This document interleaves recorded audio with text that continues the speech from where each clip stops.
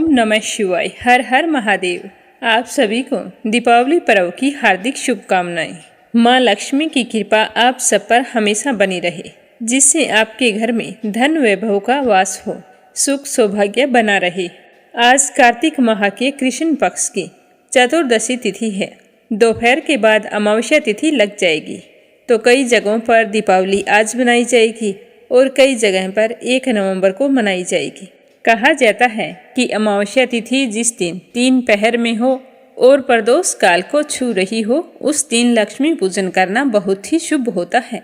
तो 31 अक्टूबर को अमावस्या तिथि दोपहर के बाद लगने के कारण इसके 3 पहर पूरे नहीं होंगे। इससे पहले प्रदोष काल बीत जाएगा और दूसरे दिन 1 नवंबर को पूरा दिन अमावस्या तिथि रहेगी और शाम को प्रदोष काल में भी अमावस्या तिथि रहने वाली है। तो इन सब को देखते हुए लक्ष्मी पूजन 1 नवंबर को किया जाएगा। अगर आप भी 1 नवंबर को लक्ष्मी पूजन कर रहे हैं तो ध्यान रखें कि लक्ष्मी पूजन का शुभ मुहूर्त शाम को 5:36 से लेकर 6:16 तक रहने वाला है। इसी के बीच में आपको लक्ष्मी पूजन करना है। लक्ष्मी पूजन कैसे करना है, इसकी आसान सी विधि आपको अनिर्वेदा चैनल पर मिल जाएगी। तो अब अपने सुनते हैं कार्तिक मास की कथा। तो आप सभी से मेरा निवेदन है कि आप मीरा भक्ति स्टोरी चैनल को सब्सक्राइब जरूर करें। कथा शुरू करने से पहले कमेंट बॉक्स में लक्ष्मीपति नारायण के अनंत स्वरूपों की जय हो लिखकर इस वीडियो को ज़्यादा से ज़्यादा अपने मित्रगणों और रिश्तेदारों में शेयर करें। भगवान श्री हरि आपकी सारी मनोकामनाएं पूर्ण करें। तो सबसे पहले सुनेंगे एक छोटी सी कहानी गणेश जी भगवान की। हे गणेश जी भगवान, आज दीपावली के पावन अवसर पर आप अपना आशीर्वाद हमें प्रदान करें और माँ लक्ष्मी और माँ सरस्वती के साथ हमारे घर में निवास करें। बोलो गणेश जी भगवान की जय हो। एक गांव था जिसमें एक सेठ जी अपने परिवार के साथ रहा करते थे। सेठ जी का गांव के पास ही शहर में बहुत बड़ा कारोबार था। सेठ जी गणेश जी के परम भगत थे। वे पूरी श्रद्धा और विश्वास के साथ नियमित रूप से गणेश जी की पूजा किया करते थे। तो गणेश जी की कृपा से सेठ जी के घर में अन्न धन के भंडार सदैव भरे रहते थे। उनके जीवन में किसी भी प्रकार की कोई कमी नहीं थी। नित्य प्रतिदिन वो नियम से नदी पर स्नान करने जाते और आकर गणेश जी की पूजा करते, उन्हें भोग लगाते। गणेश जी की पूजा करने के बाद ही स्वयं भोजन किया करते थे। ये उनका रोजाना का नियम था।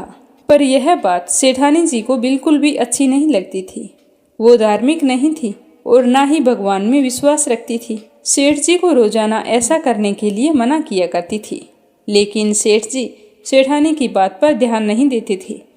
एक दिन की बात है, सेठानी सोचने लगी कि ये गणेश जी को इतना मानते हैं और कहते हैं कि सब कुछ गणेश जी भगवान ने दिया है और हमेशा इनकी पूजा करते हैं। पत्थर की पूजा करने से कुछ नहीं होता है। आज मैं गणेश जी को यहाँ से उठा लेती हूँ, फिर देखती हूँ कि वो गणेश जी की पूजा कैसे करेंगे और बिना पूजा किए कितने दिन भूखे रहेंगे। तो यह सोचकर सेठानी दूसरे दिन जब सेठ जी नदी पर स्नान करने के लिए जाते हैं तो पीछे से गणेश जी की मूर्ति को उठा लेती है और बगीचे में ले जाकर जमीन में दबा देती है। जब सेठ जी नदी पर से स्नान करके आते हैं तो देखते हैं कि मंदिर में गणेश जी की मूर्ति नहीं है। तो वो सेठानी से पूछते हैं कि गणेश जी की मूर्ति कहाँ गई, मंदिर में तो है नहीं। तो सेठानी बोली कि मुझे नहीं मालूम, आपको पता है कि मेरी इन सब चीज़ों में कोई रुचि नहीं है। तो सेठ जी परेशान होकर सारे घर में गणेश जी की मूर्ति को ढूंढने लगे, पर उन्हें मूर्ति नहीं मिली। सेठानी ने कहा कि आप भोजन कर लो और काम पर जाओ। तो सेठ जी ने कहा कि आज तक मैंने कभी भी गणेश जी को भोग लगाए बिना भोजन नहीं किया है, तो आज भी नहीं करूँगा।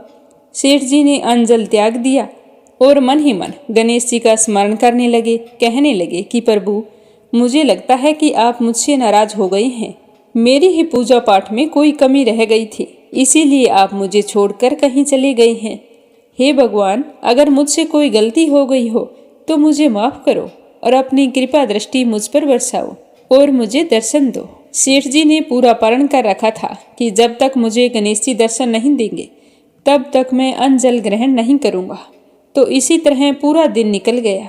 रात्रि में सेठ जी गणेश जी का स्मरण करते हुए सो गए। तो सेठ जी की सच्ची भक्ति से गणेश जी भगवान प्रसन्न हो गए और सेठ जी को सोए हुए नींद में दिखाई देने लगा जैसे गणेश जी भगवान एक चूहे के साथ खेल रहे हैं और चूहे को खाने के लिए लड्डू देते हैं। तो वह चूहा लड्डू लेकर उछलता कूदता हुआ बगीचे में चला जाता है और वहां जाकर जमीन को खोदने लगता है। वहीं पर वो लड्डू डाल देता है। तो अचानक से सेठ जी की नींद खुल जाती है। तो वो सोचने लगते हैं कि मुझे इस तरह का सपना क्यों आया। फिर खड़े होकर बगीचे में चले जाते हैं और उसी जगह को जाकर खोदते हैं जिस जगह को अपने सपने में चूहे को लड्डू दबाते हुए देखा था। तो जैसे ही थोड़ी सी मिट्टी हटाई तो हटाते ही एक कपड़े के अंदर लपेटे हुए गणेश जी महाराज की मूर्ति मिल गई। तो यह देखकर सेठ जी बहुत ही प्रसन्न हुए और मूर्ति को लाकर नहला धुलाकर मंदिर में विराजमान कर दिया और पूजा पाठ करने लगे। घंटी की आवाज़ सुनकर सेठानी की नींद खुल गई। तो वह उठकर आई कि सेठ जी को क्या हो गया है जो इस तरह रात में ही घंटी बजा रहे हैं। तो सेठानी उठकर मंदिर में आकर देखती है तो गणेश जी की मूर्ति वहाँ पर विराजमान थी और सेठ जी पूजा पाठ कर रहे थे। तो यह देखकर सेठानी को बड़ी ही हैरानी होती है और वह हाथ जोड़कर सेठ जी से माफ़ी मांगती है और गणेश जी को छिपाने वाली सारी बात सेठ जी को बता देती है। तो सेठ जी कहते हैं कि अब तो तुम्हें विश्वास हो गया होगा कि यह सब कुछ गणेश जी भगवान ने दिया है। तो सेठानी शर्मिंदा होते हुए कहती है कि मुझसे बहुत बड़ी गलती हो गई। आज के बाद मैं भी तुम्हारे साथ रोजाना नियम से गणेश जी भगवान की पूजा किया करूंगी। उसी दिन से सेठ और सेठानी प्रेम पूर्वक पूरे श्रद्धा भाव से गणेश जी भगवान की पूजा करने लगे। हे गणेश जी भगवान, जैसे आपने अपना आशीर्वाद सेठ जी पर बनाए रखा उसी तरह सभी पर बनाए रखना। जो भी आपकी पूजा पाठ करके इस कथा को सुने उसकी सारी मनोकामनाएं पूर्ण करना। बोलो गणेश जी भगवान की जय हो। अब सुनते हैं लक्ष्मी माता की कहानी।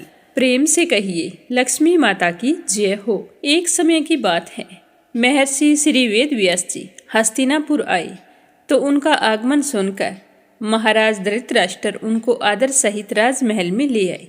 सोने के सिंहासन पर बैठाकर चरणोदक लेकर उनका पूजन किया।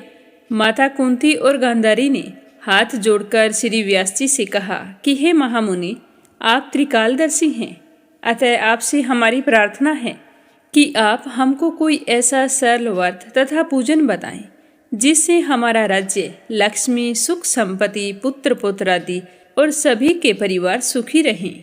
तो उनकी बात सुनकर वेद व्यास जी कहने लगे कि हम आपको आज एक ऐसे व्रत के बारे में बता रहे हैं जिसके करने से सदा लक्ष्मी जी का निवास होकर सुख समृद्धि की वृद्धि होती है। यह व्रत महालक्ष्मी जी का है जिसे प्रतिवर्ष अश्विनी माह के कृष्ण पक्ष की अष्टमी तिथि को किया जाता है। तो व्यास जी की बात सुनकर वो कहने लगी कि हे महामुनि, आप हमें इस व्रत की विधि विस्तार से बताएं। तो व्यास जी बोले कि हे देवी, यह व्रत भाद्रपद शुक्ल अष्टमी से शुरू किया जाता है। इस दिन स्नान करके 16 सूत के धागों का डोरा बनाएं, उसमें 16 गांठ लगाएं, हल्दी से पीला करें, प्रतिदिन 16 दूब और 16 गेहूं के दाने डोरे पर चढ़ाएं। फिर अश्विनी माह की कृष्ण अष्टमी के दिन उपवास रखकर मिट्टी के हाथी पर श्री लक्ष्मी जी की प्रतिमा स्थापित करके विधि पूर्वक पूजन करें।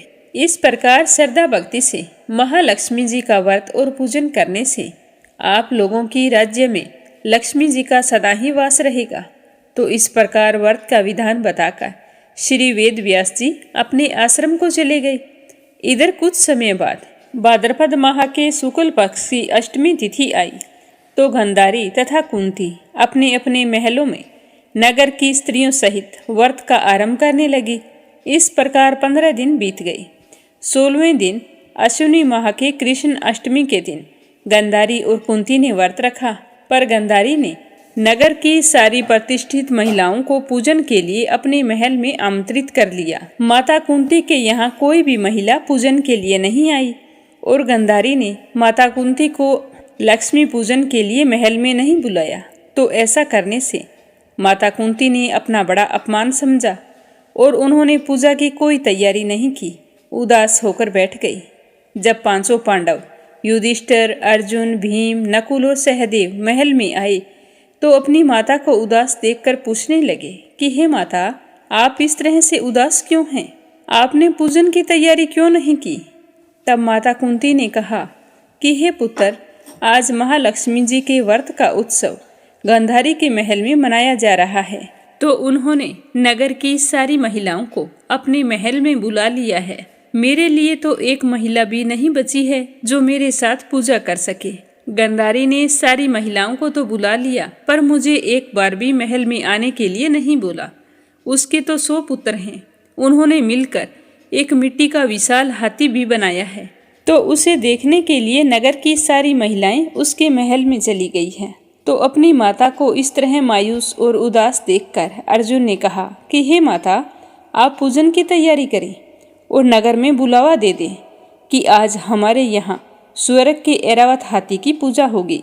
तो यह सुनकर माता कुंती बहुत ही खुश हुई और उन्होंने नगर में ढिंडोरा पिटवा दिया कि आज हमारे यहाँ स्वर्ग के ऐरावत हाथी की पूजा होगी। तो सारे नगर में शोर मच गया कि कुंती के महल में स्वर्ग से इंद्र का ऐरावत हाथी पृथ्वी पर उतारकर पूजा की जाएगी। तो यह समाचार सुनकर नगर के सभी नर और नारी, बालक, वृद्ध सारे लोग वहां पर इकट्ठे हो गए। उधर गांधारी के महल में हलचल मच गई।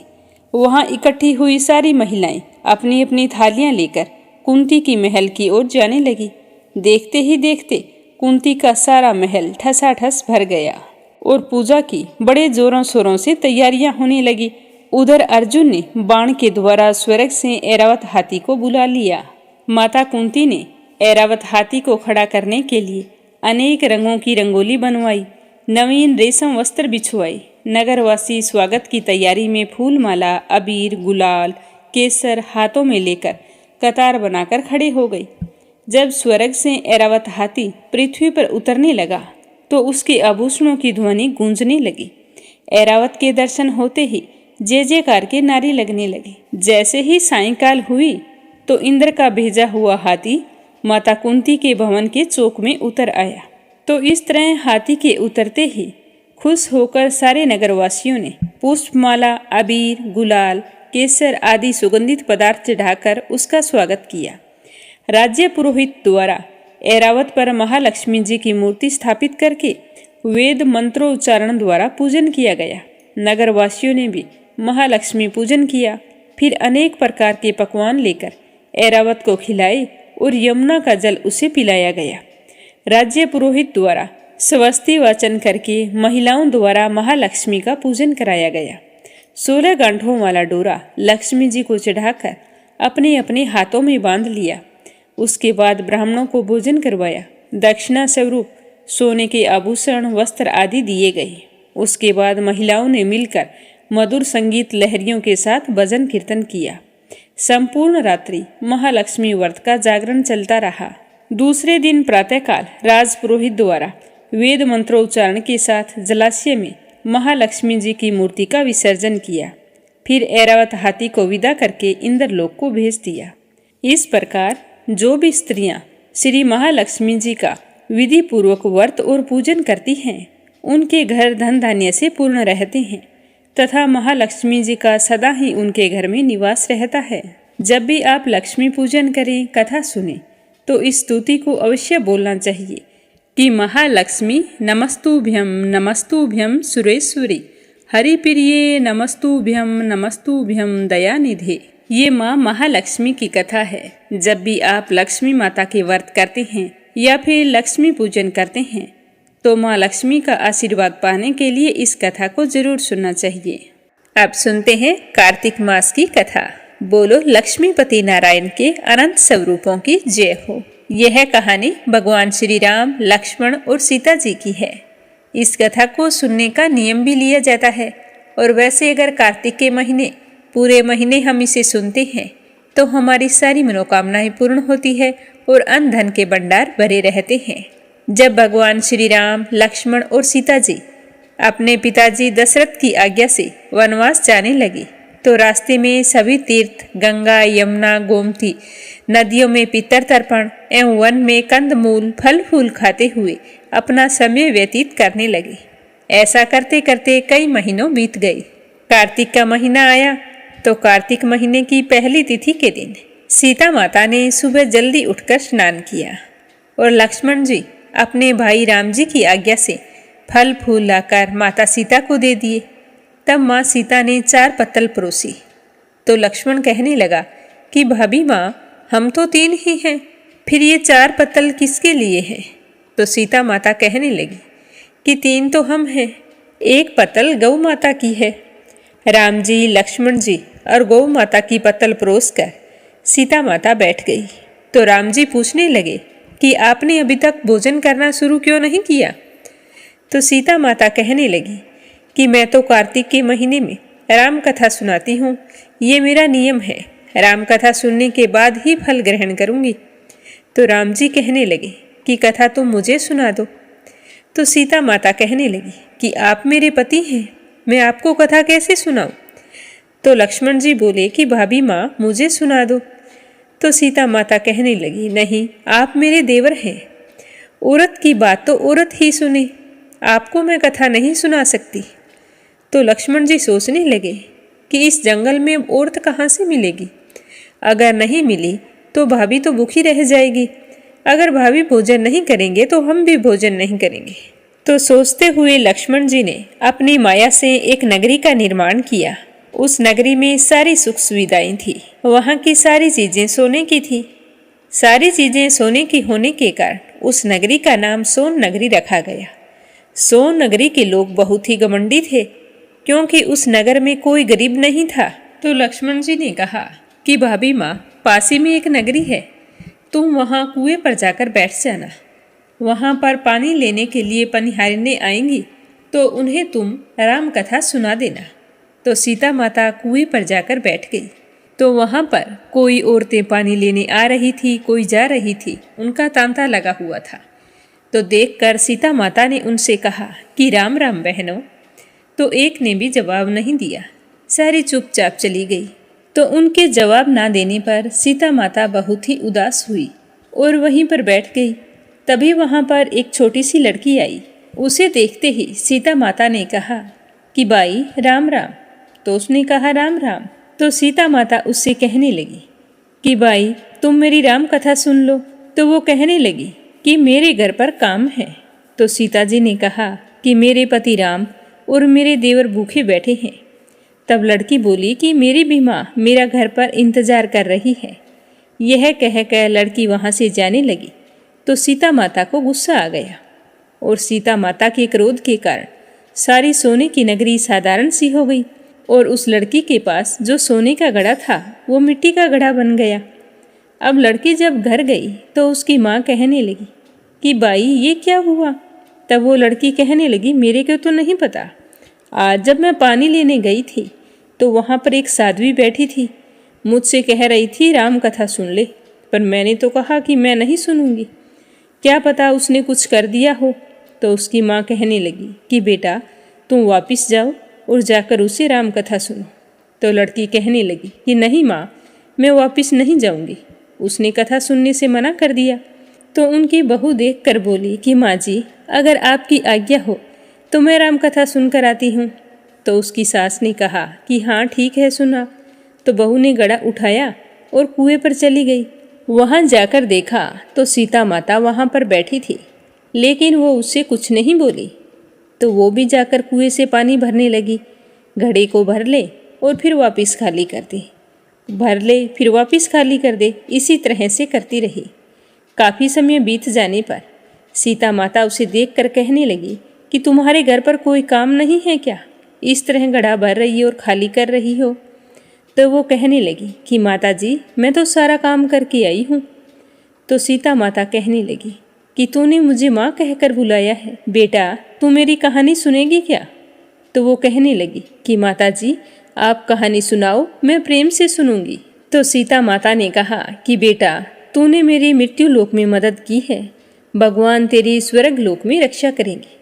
यह कहकर सीता माता ने कहानी कहनी शुरू कर दी। चंदन चौकी मोतियाँ हार, राम कथा मारे हिवड़े रुहार, राम कथा सुनाऊं राम ने मनाऊं, राम कहे तो प्रदेश में जाऊं। आओ राम बैठो राम, जल भर जारी लाई राम, केला रिदान तुन लाई राम, ठंडा जल भर लाई राम, संपाड़ो पधराओ राम, जगला टोपी लाई राम, कड़ा की लंगी लाई राम, स्वर्ण सिंहासन लाई राम, तापरे आप पिराजो राम, झालर टिकारा लाई राम, शंख ध्वनि गरणाऊं राम, हिवड़े हीरा सोवे राम, निरखता मन मोहे राम, चरण शरण में आई राम, शरण आपरी ले लो राम, माखन मिश्री लाई राम, माखन मिश्री अरोघो राम, दूध भर कटोरी लाई राम, मेवा चिरंजी परोसो राम, खाती मीठी चाखा राम, चरखो फरखो अरोगो राम, रुच रुच भोग लगाओ राम, जो भावे सो ले ल्यो राम, जल भर झारी लाई राम, अबे आचमन कर लो राम, रे श्याम में गमछो लाई, हाथ मुँह पोंछ लो राम, पुष्पा स्यों सेज बिछाऊं राम, आंतरिया छिड़काऊं राम, हिंगलूं डोलिया दलाऊं राम, सीताजी चरण दबावे राम, सुख बरसेज पोढ़ो राम, हाजर पंखा ढोलूं राम, थामे राम हामे राम, रोम रोम में राम ही राम, घट घट माँ बिराजो राम, मुख में तुलसी बोलो राम, खाली मिजाज कई काम को, जब बोलो जब राम ही राम, बोलो पंछी राम राम, पूर्ण होवे मंगल काम। राम कथा पूर्ण हुई तो सीता जी ने कहा कि हे बेटा, तूने मेरी राम कथा सुनी, मेरी सहायता की है, मेरे राम लक्ष्मण जी को जिमाया है, भगवान तेरी भी रक्षा करेंगे, तुझे स्वर्ग का सुख मिलेगा। तो सीता माता ने खुश होते हुए उपहार स्वरूप उसे अपने गले का हार उतार कर दे दिया। जब वो अपने घर गई तो उसका मटका सोने का हो गया। तो सासू जी ने कहा कि बहू, ये सब कुछ कैसे हुआ? तो वो कहने लगी कि माँ, मैं तो सीता माता से राम कथा सुनकर आई हूँ, ये इसी का फल है। तो उसकी सास कहने लगी कि बहू, तुम ऐसा करना, अब रोजाना नियम से सीता माता से राम कथा सुनने चली जाना। तो सास की बात सुनकर बहू ने हाँ कर दी। अब बहू तो रोजाना सुबह जल्दी जल्दी काम खत्म करती और फिर कुएं पर चली जाती, सीता माता से राम कथा सुनती। सुनते सुनते कार्तिक का महीना पूरा हो गया। तो वह सीता माता से कहने लगी कि माँ, राम कथा सुनते सुनते कार्तिक का पूरा महीना बीत गया है। अब मुझे बताओ कि उसकी उद्यापन विधि क्या है, मुझे तो इसके बारे में कुछ भी नहीं पता। तो सीता माता कहने लगी कि बेटा, 7 लड्डू ले आना और एक नारियल लाकर उसके 7 भाग कर लेना। एक भाग मंदिर में चढ़ाना, जिससे मंदिर बनवाने जितना पुण्य फल प्राप्त होगा। दूसरा भाग सरोवर किनारे गाड़ देना, जिससे सरोवर बनवाने जितना पुण्य फल प्राप्त होगा। और तीसरा भाग गौ माता को दे देना, जिससे 33 कोटि देवताओं को भोग लग जाएगा। और चौथा भाग ब्राह्मण को दे देना, जिससे आपके इष्ट देव, कुल देव और पितरों को भोग लग जाएगा। और 5वां भाग कुंवारी कन्या को दे देना, जिससे कन्या विवाह जितना पुण्य फल प्राप्त होगा। और 6वां भाग तुलसी पर चढ़ा देना, जिससे तुम्हें तुलसी विवाह जितना पुण्य फल प्राप्त होगा। और 7वां भाग सूर्य देव को चढ़ा देना, जिससे तुम्हें यज्ञ करवाने जितने पुण्य फलों की प्राप्ति होगी। तो वह सीता माता से राम कथा का उद्यापन सुनकर बहुत ही खुश हुई और सीता माता का धन्यवाद देते हुए घर आ गई। घर आकर अपनी सास को सारी बात बताई। तो उसकी सास ने कहा कि बेटा, जैसे सीता माता ने कहा है उसी तरह नियम से इसका उद्यापन कर देना। तो उसकी बहू ने जैसे सीता माता ने बताया था उसी तरह 7 लड्डू और एक नारियल लाकर 7 टुकड़े किए और फिर एक एक लड्डू और एक एक नारियल का हिस्सा लेकर 7 जगह जैसे सीता माता ने बताया था उनको दे दिया। पूरे श्रद्धा भाव से विधि विधान से उद्यापन कर दिया। और दूसरे दिन सीता माता के पास जाकर बोली कि माँ, मैंने जैसे आपने बताया था वैसे उद्यापन कर दिया है। तो सीता माता कहने लगी कि बेटा, अच्छा किया। कोई भी चीज़ का अगर हम नियम लेते हैं, चाहे व्रत हो, कहानी सुननी हो, हमें उसका उद्यापन जरूर करना चाहिए, नहीं तो हमें उसका पुण्य फल प्राप्त नहीं होता। तुमने मेरी राम कथा को 1 महीने तक नियम से सुना है तो तुम्हें भगवान का आशीर्वाद जरूर मिलेगा। अब 7 दिन के बाद में बैकुंठ से विमान आएगा, तुम उसमें बैठकर स्वर्ग लोक को चली जाना। तो वह सीता माता की बात सुनकर अपने घर आ गई। ठीक 7 दिन पूरे हुए तो स्वर्ग से विमान आया। तो विमान देखकर बहू कहने लगी कि सासू माँ, स्वर्ग से विमान आया है, तो उसकी सासू ने कहा कि बेटा, तेरे ससुर व मुझे भी ले चल, तेरे माता पिता को ले चल, सारे कुटुंब परिवार को ले चल, अड़ोसी पड़ोसी को ले चल। तो बहू ने सबको बैठा लिया, पर विमान तो अब भी खाली था। तभी उसकी ननंद बाईसा वहाँ पर आई और कहने लगी कि भाभी माँ, मुझे भी ले चलो। तो जैसे ही वो विमान के नज़दीक आई तो खाली विमान एकदम से भर गया।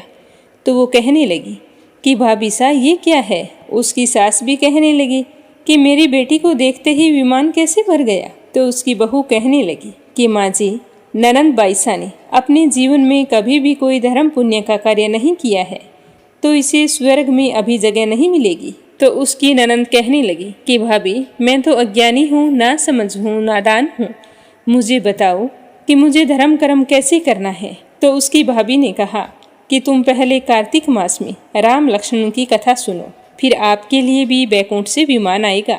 इस तरह वो ननंद भाभी बात कर रही थी कि सारे गांव के लोग इकट्ठे हो गए और पूछने लगे कि बहू, तूने ऐसा कौन सा पुण्य काम किया था जिसके पुण्य प्रताप से तुम्हें स्वर्ग से विमान लेने आया है?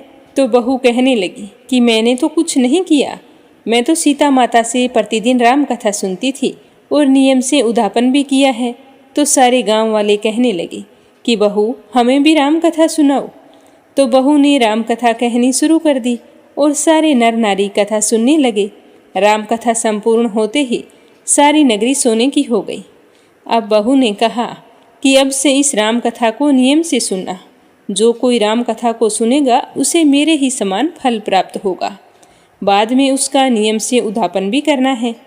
तो सारे लोग सुनकर राम लक्ष्मण की जय जयकार करने लगे और विमान स्वर्ग में चला गया। 7 स्वर्ग के दरवाजे खुल गए। पहले द्वार पर नाग देवता, समस्त देवी देवता फूलों की वर्षा करने लगे। तो देवताओं ने बहू से पूछा कि तूने कौन सा पुण्य काम किया था? तो उसने कहा कि मैंने तो राम लक्ष्मण और जानकी की कहानी सुनी है। तो सारे देवी देवताओं ने कहा कि हम तुमसे बहुत ही खुश हैं, तुम वरदान मांगो, क्या मांगना चाहती हो? तो वो कहने लगी कि मेरे पास तो सारी सिद्धियां हैं, अगर मुझे वरदान देना है तो यह वर दो कि जो भी व्यक्ति श्रद्धा व भक्ति से राम कथा, राम लक्ष्मण जानकी की कहानी सुनेगा, उसको मेरे समान पुण्य फलों की प्राप्ति होगी। तो देवताओं ने उसे तथास्तु कहते हुए फूलों की वर्षा की और फिर चारों ओर श्री राम की जय जयकार होने लगी। प्रेम से बोलो श्री राम जय जय राम। हे सीता माता, जिस तरह आप बहू पर प्रसन्न हुई, उसके सारे मनोरथ पूर्ण किए और बैकुंठ का वास दिया, वैसे ही जो भी व्यक्ति इस कथा को श्रद्धा भाव से सुने, सुनाए या हुंकारा भरे, उसे भी देना, सुख सौभाग्य का वास करना, अन्न धन के भंडार भरना। जय हो सीता माता की। कार्तिक स्नान की दूसरी कहानी। एक समय की बात है, एक बूढ़ी माई रहती थी जो चातुर्मास में पुष्कर में स्नान किया करती थी। उसके एक बेटा और एक बहू थे। बुढ़िया जब स्नान के लिए पुष्कर जाने लगी तो उसने अपने बेटे से कहा कि बेटा, मैं तो अब चातुर्मास में पुष्कर में स्नान करने जा रही हूँ। तब उसके बेटे ने अपने बहू से कहा कि माँ के लिए कुछ बना दो जो व्रत में खा सके और फल फ्रूट रख देना। तो उसकी बहू को सुनते ही गुस्सा आ गया, पर उसने अपने पति से कुछ नहीं कहा कि ठीक है, रख दूंगी।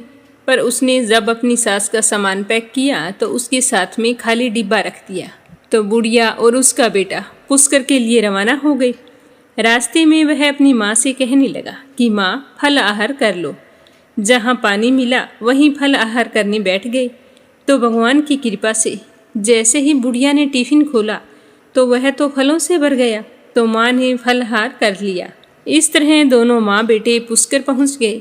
बेटे ने माँ के रहने के लिए वहाँ पर झोंपड़ी बना दी और कहा कि माँ, अपना अच्छे से ख्याल रखना, मैं आपको लेने के लिए आ जाऊँगा। तो उस दिन चातुर्मास की शुरुआत हो चुकी थी। तो रात्रि में सावन का महीना आया और बोला कि बुढ़िया माई, दरवाज़ा खोल। तब बुढ़िया माई ने पूछा कि आप कौन हैं? तो वो कहने लगा कि मैं तो सावन मास हूँ। तो बुढ़िया ने तुरंत दरवाज़ा खोल दिया। फिर बुढ़िया माई ने शिव पार्वती की पूजा की, बेल पत्तर से अभिषेक किया। जाते समय सावन मास ने बुढ़िया माई को आशीर्वाद दिया, जिससे झोंपड़ी की एक दीवार सोने की हो गई। फिर इसी तरह पूजा पाठ करते हुए भाद्रपद का महीना आया। तो उसने भी कहा कि बूढ़ी माई दरवाज़ा खोल। तो बूढ़ी माई ने कहा कि आप कौन हो? तो उसने कहा कि मैं भाद्रपद का महीना हूँ।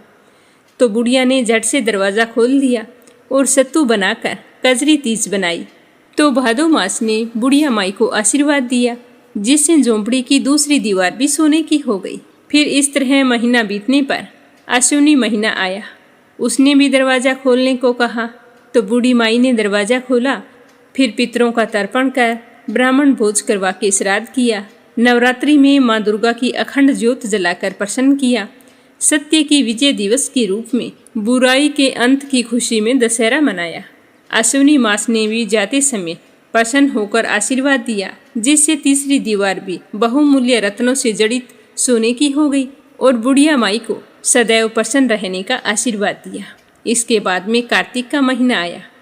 तो उसने भी दरवाज़ा खटखटाया। तो बुढ़िया माई ने दरवाज़ा खोला और बहुत ही प्रसन्न मन से कार्तिक स्नान किया, दीप दान करके दिवाली, गोवर्धन पूजा, भैया दूज, गोपाष्टमी, आंवला नवमी मनाई।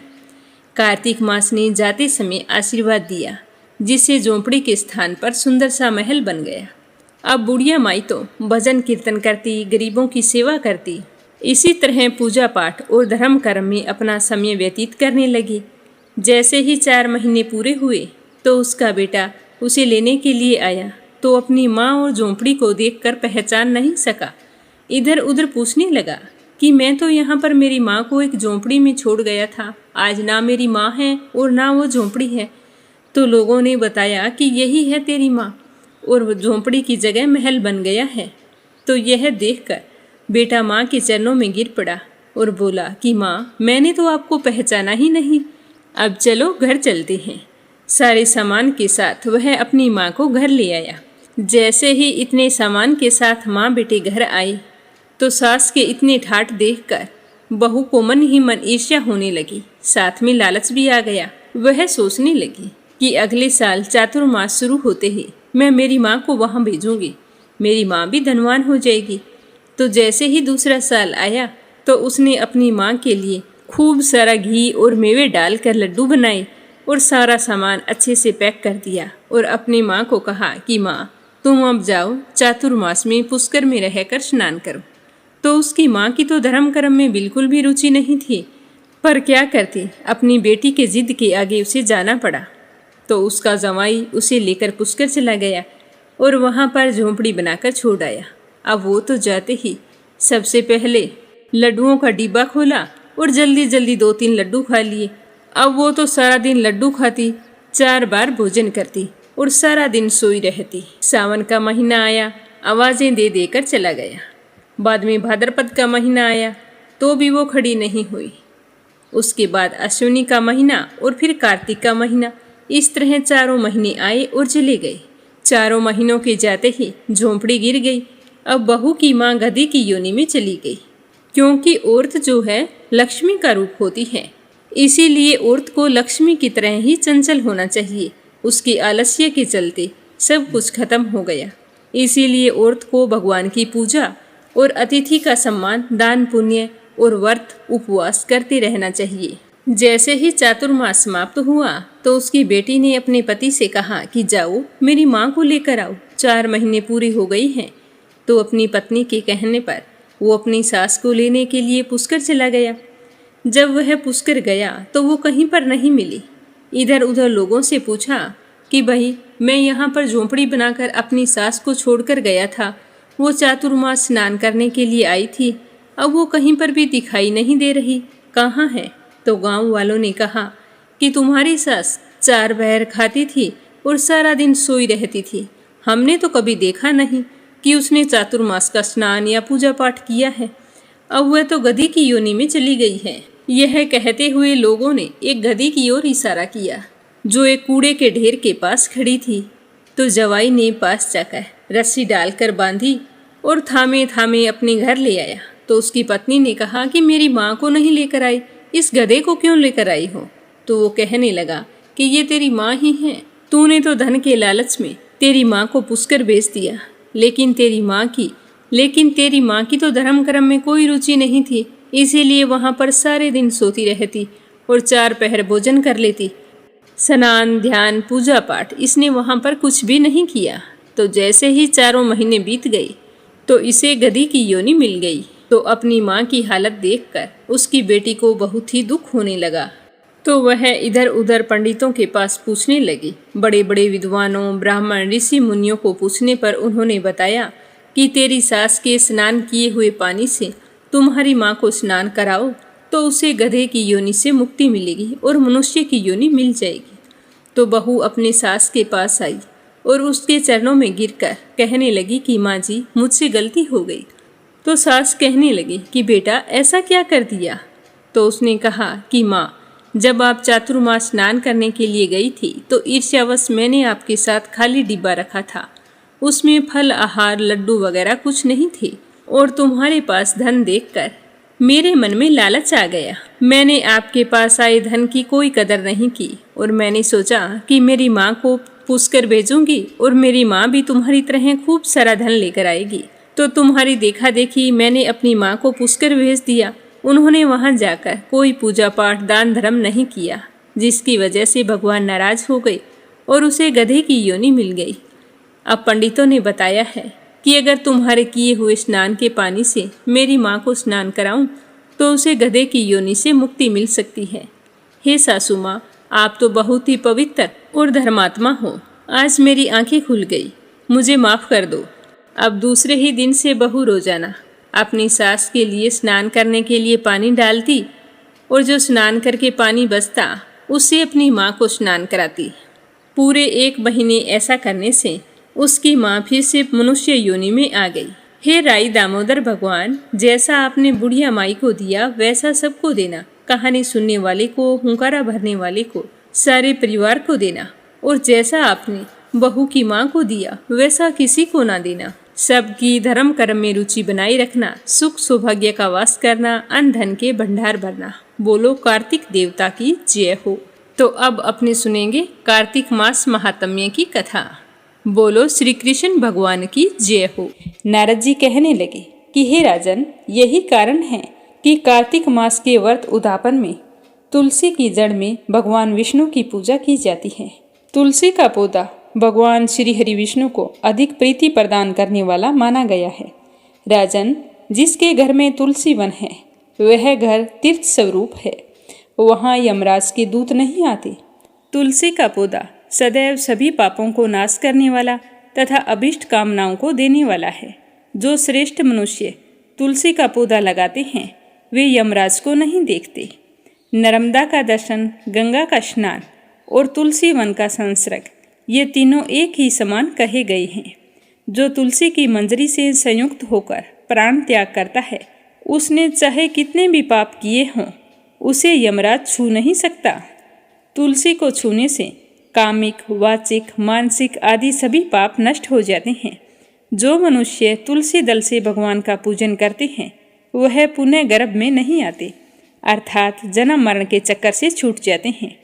तुलसी दल में पुष्कर आदि समस्त तीर्थ, गंगा आदि नदियाँ और विष्णु जी प्रभु सहित सारे देवता निवास करते हैं। हे राजन, जो मनुष्य तुलसी के काष्ठ का चंदन लगाते हैं उन्हें सहज ही मुक्ति प्राप्त हो जाती है और उनके द्वारा किए गए पाप उनके शरीर को छू भी नहीं पाते।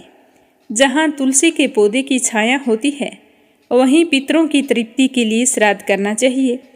जिसके मुख में, कान में और मस्तक पर तुलसी का पत्ता दिखाई देता है उसके ऊपर यमराज की दृष्टि कभी नहीं पड़ती और यमराज के दूत तो उधर देखने की सोच भी नहीं सकते।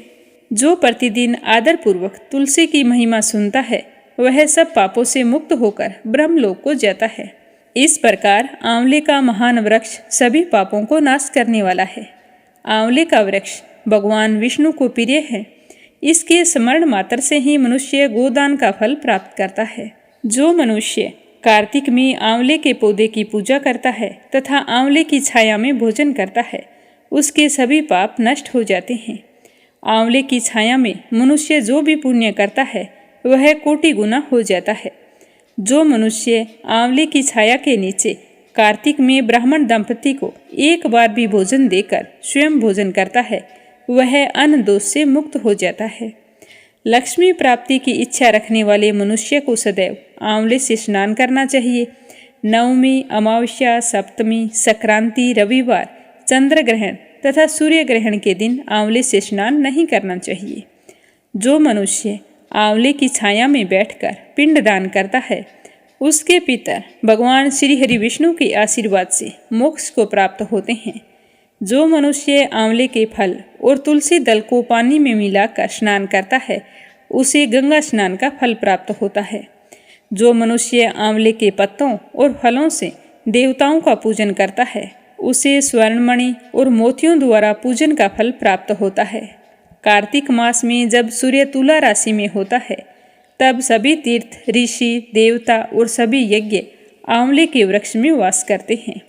जो मनुष्य द्वादशी तिथि को तुलसी दल और कार्तिक में आंवले की छाया में बैठकर भोजन करता है, उसके 1 वर्ष तक अन्न संसर्ग से उत्पन्न हुए पापों का नाश हो जाता है।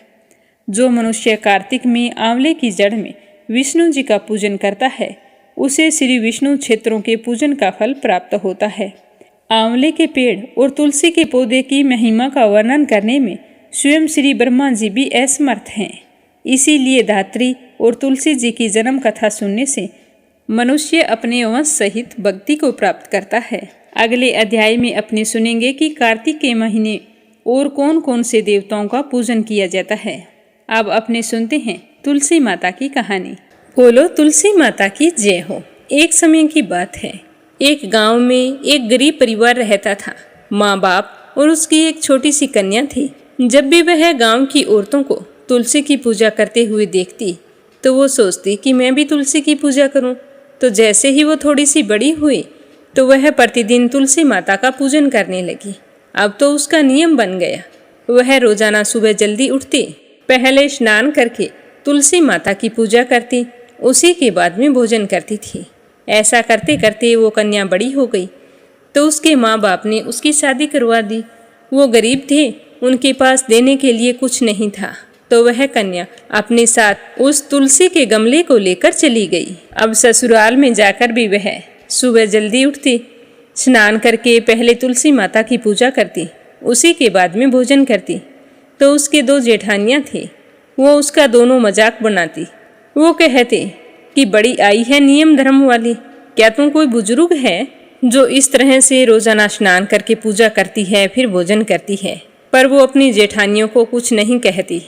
उसके चुपचाप रहने से उसकी जेठानियों को उससे बहुत ही ज़्यादा ईर्ष्या होती। तो उसकी जेठानियाँ रोजाना उसकी तुलसी के गमले को कहीं ना कहीं ले जाकर छुपा देती। वो अपनी जेठानियों को कुछ नहीं कहती, चुपचाप तुलसी के गमले को ढूंढकर अच्छे से पूजा करके फिर भोजन करती। तो इस तरह देखकर उसकी जेठानियों को बहुत ही ज्यादा गुस्सा आने लगा। तो उन्होंने एक दिन तुलसी के गमले को उठाया और दूर फेंक आई। उस कन्या ने सुबह स्नान करके गमले को खूब ढूंढा, परंतु उसे तुलसी का गमला नहीं मिला। वह बहुत ही परेशान हुई। उस दिन उस कन्या ने भोजन भी नहीं किया। उसका रोजाना का नियम था और वो अपना नियम तोड़ना नहीं चाहती थी। तो उस कन्या की सच्ची भक्ति देखकर तुलसी माता उस पर बहुत ही प्रसन्न हुई और उसके कमरे में तुलसी माता का गमला प्रकट हो गया। तो उस दिन तो वो भूखी प्यासी सो गई थी। अगले दिन सुबह जल्दी उठी तो देखा उसके कमरे में एक तुलसी का पौधा लगा है। तो देखकर वो बहुत ही खुश हुई और कहने लगी कि अब मेरे तुलसी माता के गमले को कोई नहीं चुरा सकेगा। अब वो जल्दी जल्दी स्नान करने गई। स्नान करने के बाद में तुलसी माता का पूजन किया और फिर रसोई में जाकर खाने के लिए बैठी। तो उसकी जेठानियाँ वहाँ पर आ गई और कहने लगी कि लो जी, देवरानी का नियम धर्म पूरा हो गया है। और उसे पूछने लगी कि आज तुम तुलसी की पूजा किए बिना भोजन कैसे कर रही हो? तुम्हारा तो बड़ा नियम है, तुलसी की पूजा किए बिना भोजन नहीं करती हो। तो उसकी देवरानी ने धीरे से कहा कि जेठानी जी, मैंने पूजा कर ली है। तो जेठानियों ने कहा कि कहाँ से कर ली पूजा? गमला तो हमने फेंक दिया था। तो वह कहने लगी कि देखो, मेरे कमरे में मेरी चारपाई के पास तुलसी का पौधा है। तो यह सुनकर वो कहने लगी कि तुम झूठ बोल रही हो। तो उसकी देवरानी ने कहा कि आप जाकर देख सकते हैं। तो उसकी दोनों जेठानियाँ जल्दी जल्दी उसके कमरे में गई तो देखा कि उसकी चारपाई के चारों ओर तुलसी के पौधे हैं। तो यह देखकर वो दोनों बहुत ही शर्मिंदा हुई और आकर अपनी देवरानी से हाथ जोड़कर कहने लगी कि देवरानी, तेरी भक्ति सच्ची है, हमने तुमको बहुत ही परेशान किया है, हमें माफ़ कर दो। तो उसकी देवरानी उन्हें माफ़ कर देती है। उसी दिन से तीनों देवरानी जेठानियाँ सुबह जल्दी उठकर सबसे पहले स्नान करती, फिर तुलसी जी का पूजन करके अन्य कोई काम करती, तो उनका घर तुलसी माता की कृपा से सुखी और संपन्न हो गया। हे तुलसी माता, जैसे आपने देवरानी पर कृपा की, वैसे हम सब पर भी करना, सुख सौभाग्य बनाए रखना। तो अब सुनते हैं लप्सी और तपसी की कहानी। इस कहानी को हर कथा के बाद में जरूर सुनना चाहिए, क्योंकि इसे सुने बिना हमें हमारे व्रत या पूजा पाठ का कोई पुण्य फल नहीं मिलता। बोलो लप्सी तपसी की जय हो। एक लप्सी था, एक तपसी था। तपसी हमेशा भगवान की तपस्या किया करता था और लप्सी रोजाना 1.25 सेर की लापसी बनाता और सबसे पहले भगवान को भोग लगाता, उसके बाद स्वयं भोजन कर लेता। इसी तरह दोनों की दिनचर्या चल रही थी। एक दिन दोनों भाइयों में कोई बात को लेकर कहासुनी हो गई, तो दोनों जोर जोर से लड़ने लगे। लप्सी कहने लगा कि मैं बड़ा हूँ, मैं रोजाना भगवान को भोग लगाता हूँ। तो तपसी कहने लगा कि मैं तो रोजाना तपस्या ही करता रहता हूँ, तो मैं बड़ा हूँ। इस तरह लड़ते लड़ते दोनों जोर जोर से बोलने लगे। तभी वहाँ से नारद जी गुजर रहे थे और उन दोनों की आवाज़ सुनकर उनके पास आ गए और बोले कि तुम दोनों लड़ क्यों रहे हो। तो लप्सी बोला कि मैं इसे कब से समझा रहा हूँ कि मैं बड़ा हूँ, पर ये तो कहता है कि मैं बड़ा हूँ। तो तपसी कहने लगा कि मैं इतनी तपस्या करता हूँ तो मैं ही बड़ा हूँ, ये छोटी सी बात इसके समझ में नहीं आ रही। तो नारद जी कहने लगे कि तुम दोनों शांत हो जाओ, तुम्हारा फैसला मैं करूँगा, लेकिन आज नहीं, कल आऊँगा, फिर बता दूँगा कि तुम दोनों में से कौन बड़ा है। यह कहकर नारद जी चले गए। दूसरे दिन रोजाना की तरह तपसी नहाकर आए तो नारद जी ने 1.25 करोड़ की अंगूठी उसके आगे फेंक दी। तो तपसी का ध्यान जैसे ही उस अंगूठी पर पड़ा तो उसने तुरंत उठाकर अपने पैर के नीचे दबा लिया और तपस्या करने के लिए बैठ गया। तो नारद जी ने दूसरी अंगूठी लप्सी के सामने फेंक दी। तो लप्सी ने अंगूठी को देखकर भी अनदेखा कर दिया और लापसी बनाने लगा। बनाने के बाद में भगवान को भोग लगाकर स्वयं भोजन करने के लिए बैठ गया। तो नारद जी उनके सामने आ गए।